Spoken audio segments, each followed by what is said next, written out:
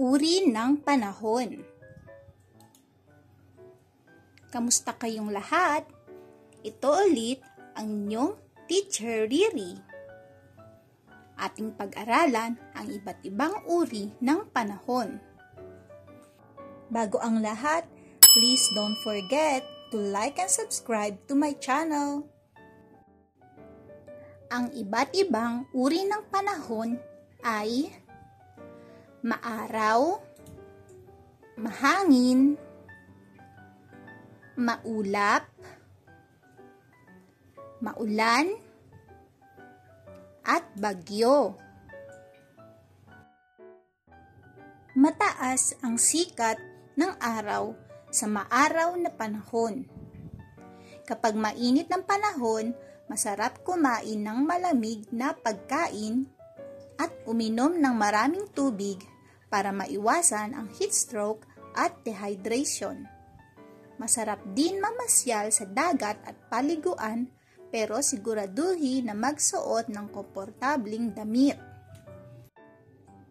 Puno ng ulap ang kalangitan sa maulap na panahon.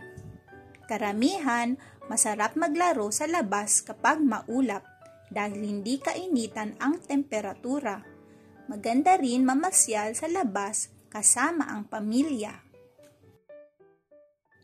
Malakas ang ihip ng hangin sa mahangin na panahon. Kapag malakas ang hangin, maaaring liparin nito ang mga bagay sa paligid. Maiging mag-ingat at magsuot ng nararapat na damit kapag nasa labas sa mahanging panahon. Tuloy-tuloy ang patak ng ulan sa maulan na panahon. Kaya dapat laging magdala ng payong at kapote kung lalabas. O kaya manatiling nasa bahay para di mabasa at magkasakit. Malakas na ulan at hangin na may kidlat ang panahon kapag bagyo. Kaya mainam na manatili sa loob ng bahay at ingatan ang sarili para makaiwas sa sakuna ng bagyo o kaya magkasakit.